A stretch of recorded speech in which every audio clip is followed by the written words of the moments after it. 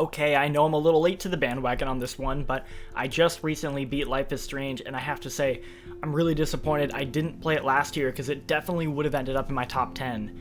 And I just want to take this video as an opportunity to sort of express some of my thoughts and feelings on this game, because even though I beat it a couple days ago, I'm still thinking about it. I have to say, I admire the developers of this game for taking Telltale's style of making adventure games and just saying, like, yeah, let's just do that, and then in some ways actually kind of improving on it and doing it a little bit better.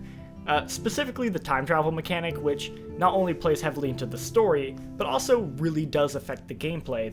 I think that's just really, really cool.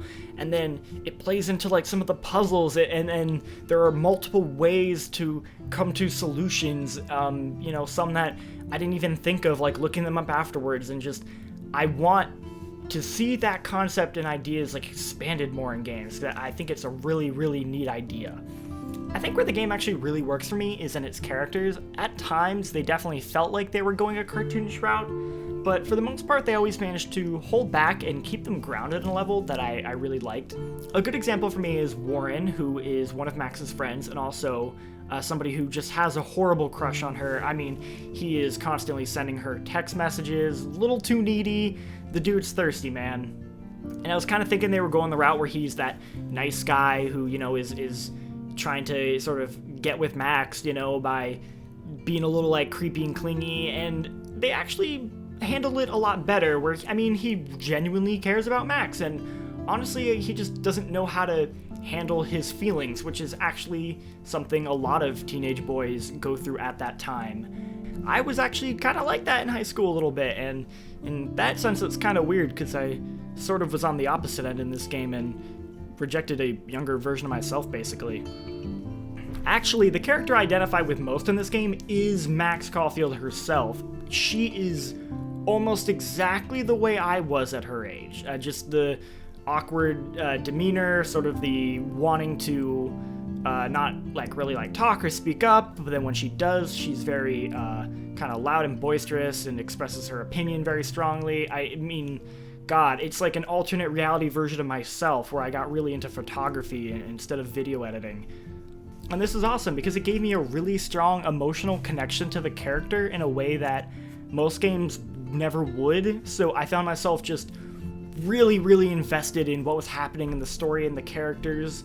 And Max and Chloe's relationship, oh my god, this is a game about friendship, which is so rad and awesome. You don't see that often.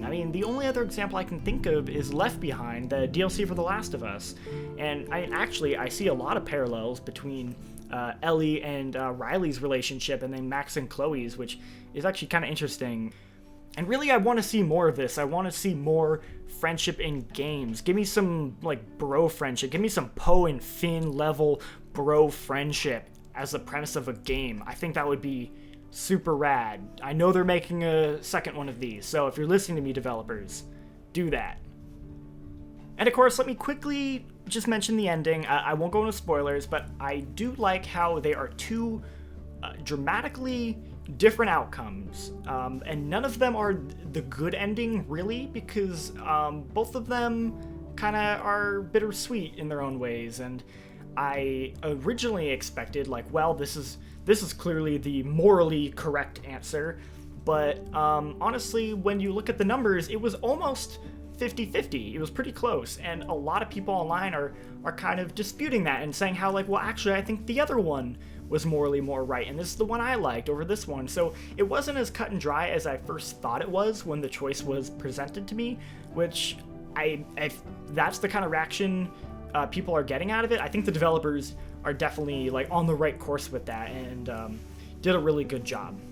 Now, I don't think the game is flawless. There is some dialogue that feels a little robotic. I'm specifically thinking of the pivotal Kate scene in episode 2, and there's some of the time travel stuff at the end gets a little convoluted and hard to follow, and then for some reason they throw in a really kind of bad stealth sequence at the end, which is a little bit of a slog to get through. And so I think, though, that what the game does right, they really nail it. And I'm so glad this game exists and was able to speak to me the way it did. And I'm absolutely cannot wait for a second season of this. I really want to see what the developers do next, and I'm looking forward to it. Oh yeah, and that soundtrack? Mwah!